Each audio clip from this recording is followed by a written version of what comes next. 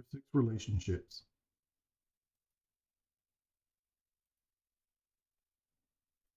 Relationships. So when we think of the term relationships, influence cannot be overstated. Negotiations with people already known, relationships influence behavior, negotiating, and existing relationships. So influence cannot be overstated. Um, when we influence people in daily interactions, as it's a result of the power and inherent in the relationships that we have develop over time. Relationships, where you develop trust, liking can be created, and as a result, you can actually exert power, influence in negotiation because of that. Uh, because you know who you're dealing with. Negotiation with people already known. So when you have people you already know and stuff, you know how they are. One thing, you know what they like, what they dislike. Some of the strengths or weaknesses. All those things come into play. Uh, Relationships influence behavior. Relationships influence behavior because when you know people well and stuff, you have a tendency to behave a certain way. They have a tendency to behave a certain way. And so they influence behaviors. And also, when you know people really well, you will actually behave around them different than you'll behave around other people. Negotiation and existing in relationships. So, you know, while the existence of a relationship may lead to more options of, being available in terms of, how to approach the negotiation, it can also make resolution more difficult too. It's kind of like don't mix business and pleasure. So relationship power, personal influence of an individual. So you have personal influence of an individual, as a result of a relationship or a personal tie, with some people. A person, can, have a relationship of power, and over you, or you can have a relationship with power over them. Um, it can be mutual or reciprocal. So you think of more. Okay, let's see.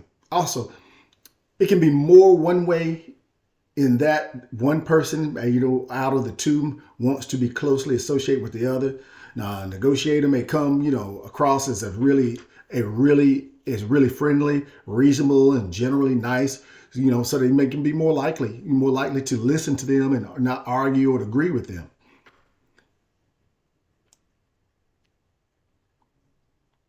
Value extracted from others. So value extracted from others, it's going to be a result of the strength and the type of relationship that you have. A family member or somebody, longtime friend, can influence you to do many things that other people might not be able to do. Co-workers, you may have a work close relationship for many years on the same team, working on the same product, might develop a lot of friendship, power towards each other.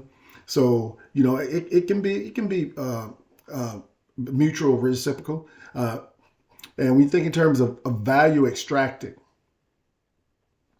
from the others is always going to be dependent upon the nature of the relationship. What type of value is extracted and how do you feel about it? Which is going to be different and not due to simple independence. So, when you see a situation where you have the relationships, they may not necessarily do the simple interdependence. It doesn't mean that because, there are relationships with people who I'm close with, but there's no interdependence in the course of that. And see, that could actually make a difference to a negotiation. Because if you do have that simple interdependence and stuff, you're probably going to be in a position of bargaining and negotiating from a weaker position. Social exchange, giving and receiving between individuals. So giving and receiving between individuals, relationships, you're not solely based on whether or not, whether, what has been given is equal to what has been received, but, to a degree, is what's given is judged favorably. So, it's not like I give you something, you give it right back. But if what you give me, is it viewed as favorable? The complication of negotiation. So we think of the complication negotiation. So you have different individuals may have different rules for how to exchange. They may expect to get something from a relationship and how to evaluate what is returned to them. As a negotiator, you may want to understand those rules of exchange that the other party is playing by, and which will help a lot. You also might want to understand the rules of the exchange that you expect, them to play by. Generalized exchange. So, this is you are willing to provide to someone, else, regardless of who it might be, when you want to be paid back. And you think of the altruism and what my costs associated with the benefits. So, associate dealing with somebody with the cost associated or something exchanged. Well, when would you want to get it exchanged back? Reciprocal exchange. So when you think of this, okay, the best way when you want to be paid back for what you provide, and you don't necessarily care when. So that's going to be the fundamental difference right there. And a negotiated change is when you think in terms of you need to know exactly how you what you are getting back if you're going to give up something. The term negotiate, you think in terms, because it's we traditionally think of negotiators, you decide in the moment, and you when you give and you receive. But no, you negotiate exchange. You want to know, you need to know, what am I getting back? So if we look here, relationships, Beamy and Megan. So you look at Beamy. Okay, they have a relationship. Beamy's rules for exchange in her relationship with Megan. So if we look at A, we see generalized. And Megan's rules for exchange in a relationship with Beamy is reciprocal. So potential negotiation problem. Megan allows Beamy to pick the location, and we'll be waiting for Beamy to reciprocate during the vacation for instance, letting Megan pick a restaurant or the day trip. So Beamy may have no idea that Megan is thinking this, and may be upset with Megan if she does not offer. So when we look at this, see the second part right here, we see if it's generalized, negotiated. So Megan is willing to allow Beamy to pick the location only if Beamy immediately agrees that Megan will be in control of all the day activities. Beamy struggles to understand why Megan is so insistent on firming up day-to-day activities. After all, Beamy knows she would gladly let Megan choose whatever she wants, whenever she wants. Beamy wonders whether she should go on this vacation with Megan if every activity and meal is going to feel like a negotiation. So you can see some of the conflicts with that. And here you see reciprocal and negotiated. So Megan is willing to allow Beamy to pick the location only if Beamy immediately agrees that Megan will be in control of the day-to-day activities. Beamy is happy to let Megan choose the day activities as that would be fair trade, but she struggles to understand why it needs to be done immediately. So you can see how, even with your friends, with good friends, you do negotiations, even with good friends and close people. And sometimes you don't even think of it as negotiations, but that's really what it is. Liking similarity conveys some relationship power, major source of influence, reasons we like others, perception of similarity. So conveys some relationship power. You think about this as it's like liking involves a general assessment of whether or not you want to be affiliated with another. When you like someone, it makes you less likely to adopt countermeasure arguments. Major source of influence. So when you think of a major source of influence, this is something that will basically can hinder you from actually, if something is a major source of influence, it can definitely hinder how you negotiate stuff. I'll give you an example. Your negotiations, and this person was your mentor growing up. They have a major source of influence on you. You can see kind of how that's going to be a problem in now that you're trying to negotiate something in a let's say in a business capacity. Reasons we like others. There are so many different reasons why we like others. Sometimes people don't even know why they do, but there are reasons why we like others. And when we find those reasons, we are much more likely to negotiate these people in a different way than the ones that we don't find reasons to like. Perception of similarity.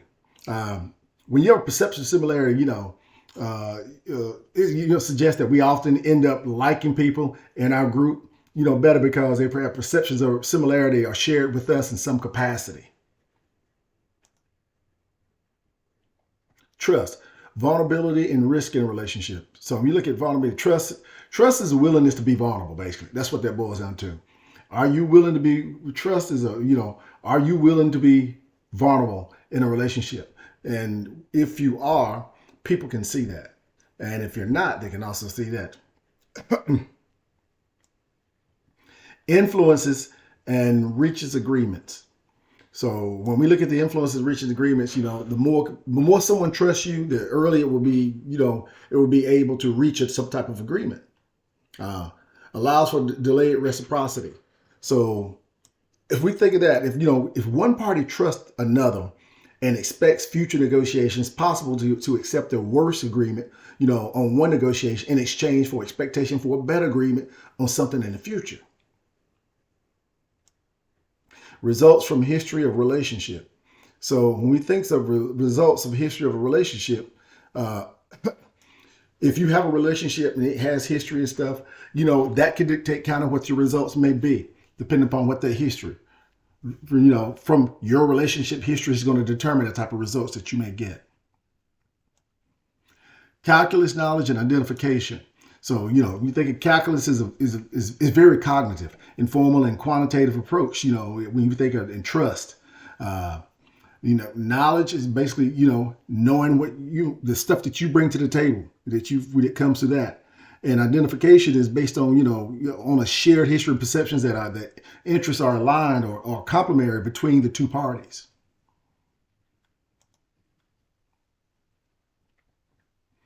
Trust repair, perception of trust violation.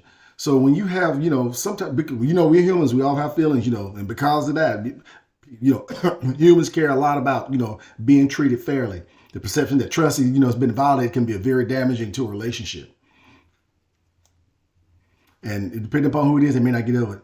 Apologize. Apology, if you want to apologize to somebody, if there's been a perceived violation of trust, one of the best ways for a negotiation is repair is with a sincere apology. Oftentimes you'd be shocked how many times a simple, sincere apology would take care of something, but a lot of people don't do it, or they don't think about it, or they don't do it, even when they do. Let others vent. One of the things that's really, really important is letting others vent. Let them vent. Here's what I can tell you. If you don't allow others to vent, in other words, think in terms of this. If they can't get out some type of energy, negative or whatever it may be, can't get it out, I can tell you what they probably won't do is let you get anything in. So this is one of the reasons why it's good to let somebody vent if they need to, and and get it off their chest, so that you can move forward in a negotiation process. Engage in trustworthy actions. So when you engage in trustworthy actions and stuff, this is research. I think they did research to show, how this, dealing in untrustworthy actions can actually have some serious repercussions, particularly in the negotiation processes. So you want to engage in trustworthy actions, and you want to make sure that people look at your actions. They can look at these actions and say, you know what, these are consistent with how he behaved in the past with other actions and stuff, and it's trustworthy. And resistance to a one-time violation. When we think of that one-time violation, obviously never having the trust violation is in the first place is what you want. But if you do, have the one-time violation, you got to take a look and try to figure out, is it something that's going to be a showstopper, or is it something that you can move past and, and talk it out and work it out, because it is a one-time violation. You don't want it to be a showstopper. Here we have a little diagram, trust issues, relationships. Stu's views. We have trust issues. Please mean our estate plan. So when you look at it, she's talking about between them. He's talking about between what they own. So obviously they're actually not on the same sheet of music.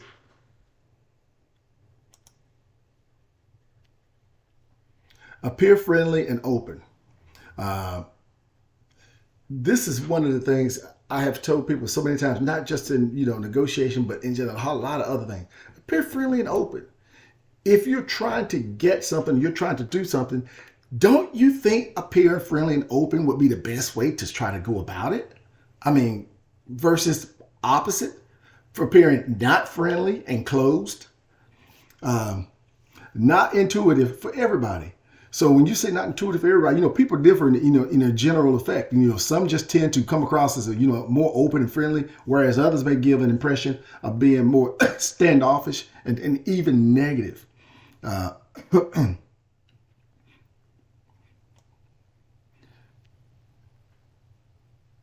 When we like and use as a source. So you it took me a while for me to know exactly what that meant. But let me explain to you. Liking uses so it can lead to influence, and it can be more likable. The parties perceive you, the better you can accomplish negotiations. So it can be a source. You using a likability to your benefit. Conscious management of appearances. Try not to give negative appearance, meaning, simply, just being yourself in a negotiation setting is, it's very important to self-monitor, to be sure that you're not giving impression of being friendly, open, and trustworthy and likable. You don't want to come off as too much like a family member.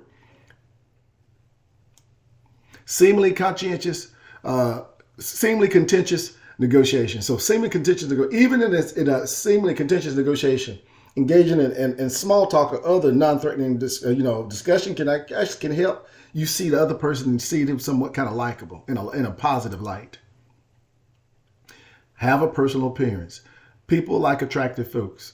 Admission into graduate program. Take the opportunity. So have a professional appearance. If you're going to go and sit down with folks, look like you are a professional. People like attractive people. It's not possible for you to change your physical features, but it is nonetheless possible for to present your appearance in a positive manner and carry yourself in a positive manner. So admission into grad school, here, the admissions officer is not just looking at your application material. The admissions officer is making an assessment of whether you will succeed and fit in the program. So when you admissions into grad, so they're sizing you up. It's not just what you do on paper, but they're looking at other stuff too about you. Take the opportunity serious. Whenever you are in any type of situation, you always take the opportunity serious. If you don't, that can be perceived by others that you're not serious. Subsequently, that means you may not be negotiating in good faith. And that's usually going to be associated with a less than stellar result on your behalf. Be consistent. Transparency in actions. Willingness to risk exposure. Impression management and self-monitoring. So when you look at transparency in actions, the more you behave in a consistent way in your actions, decisions, and attitudes, and communicate, the easier it is for you and the other party to develop a clear perception of you and believe that you can predict your actions are predictable. Willingness to engage, willingness to risk exposure. So when you think of willingness to risk exposure, like I said, the more confident that the other party feels, in their ability to predict your actions, the more they will be willing to place trust in your relationship. And impression management. This is you are more aware of thinking about all the actions and statements that you can manage them to be consistent. So you're thinking about impression management, managing yourself, all the things, your actions, all the things you say and do, and self-monitoring that stuff as your negotiation. So you see, you gotta be thinking all the time when you're negotiation, but it's not just about the negotiations, a lot of other things too. Be dependable. Need to be a good friend. Positive effects on future negotiations. Make habit of being dependable. So being dependable, Need to be a good friend. Being a good friend often means that you are dependable and that you're going to be respond when others ask you for assistance. Positive effects on future negotiation. By doing that, it sets you up for next time we do future negotiations. This people will remember that you were dependable, and that can be positive for next time around. You have to negotiate on something. Make it a habit, of being dependable. So when we make it a habit, others are willing to help you simply because the relationship you have with them, and they extracted value from your relationship. From you being good and dependable in the past, they'll look at that as positive for future relationships, and when they deal with you.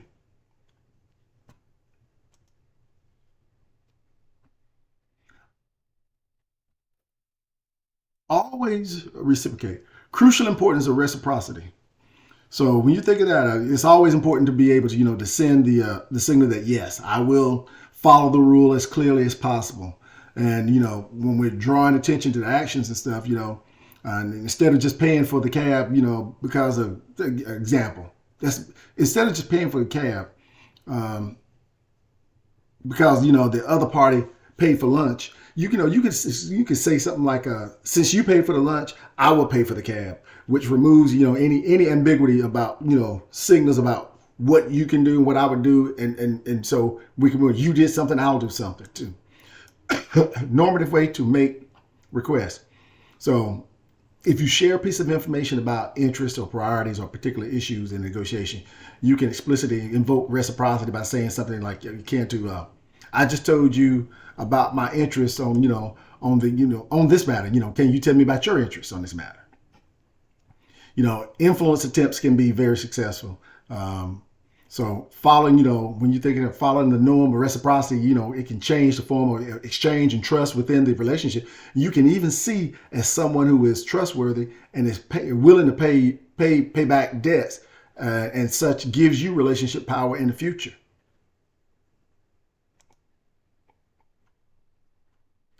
Share experiences, social exchange from positive interactions may lack relational history, need to spend time interacting. So social exchange from positive interaction. So if you know that you are going to be negotiate with somebody in the future, involve them in sharing and involve them now in some type of sharing experiences with you. We lack relational history. You know, because you lack relational history doesn't mean you still can't deal with someone. You don't have to have that in order to negotiate with somebody. Sometimes you have to negotiate people. It'd be the first and only time you may do it. You won't have a relational history. What are you going to do? Fail? No. You're going to go ahead and do what you need to do. Need to spend time interacting. So the more experiences you share, particularly outside with the negotiation, the context and stuff, the more the in-group perception can be activated and the more you can benefit from all the positive creation, positive interaction that you guys have. So we need to spend time interacting, particularly if you are someone that is a people person and you build bridges versus blowing bridges up. Finding similarities and common ground. So identify experiences of the past. So when you identify experiences from the past, it's like, in other words, you and I have been dealing with each other and we've had past successes and we dealt with each other in the past and we've had past successes. Let's build on that. Let's stand on that so we can use that as something to help us leapfrog into the future or into present day. Increase perception of in-group membership. So when you want to increase perception in group, this is actually, showing that you are more like them, or they're more like you, or we are like each other, and we all are in this group together. So it's showing kinship. Benefits of leveraging relationships. There is no direct cost. There is no direct cost. There's no succession on any particular issue needs to be, made in exchange for influence. I mean, using a relationship route to an influence is a very cheap way of influencing people. Future reciprocity as another opportunity. So, look at it, what I do for you today, knowing that I might do some nice things for you today, knowing that you may do some nice things for me in the future. And we may be able to negotiate and do something based upon this mutual respect that we established started with me today sowing the seed.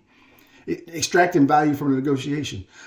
You can extract value from the negotiation because if you've done the things that you need to do to get out of kind of what it is you're trying to get, and you could always look at it and say, I learned some things I didn't know. Some of the things I thought I knew were not correct, but I can extract value from it because you know why? You're learning stuff. You're acquiring stuff, but you're learning as you go too.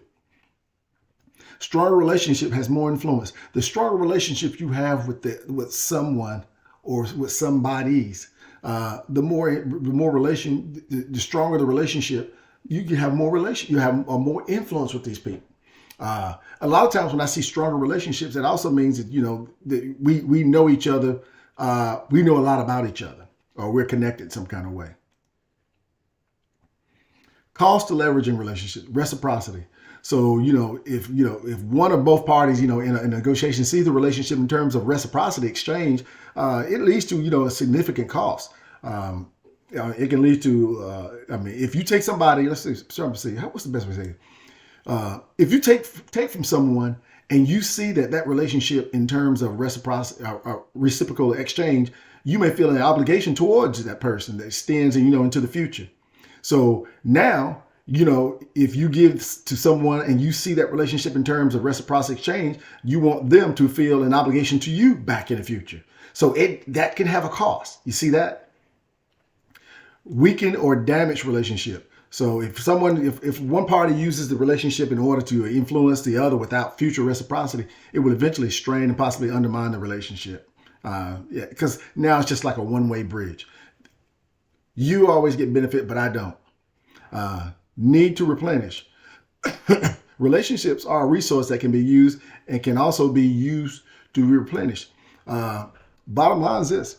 I call it like making deposits in the bank of goodwill. You'll need to replenish those relationships, and that's going to be usually through good deeds and positive interaction. Difficult to assess or manage. So, when you try to influence somebody through the various mechanism or tactics, but, it'll be difficult to predict, the effectiveness of such of these influence tips. And often, it's difficult to accurately assess the effectiveness of a particular tactic. So doing these things, it's kind of like hit and miss. It might work, it might not. So may affect amount of power. So we may affect the amount of power. So, this is a contrast to expert power. And let me see.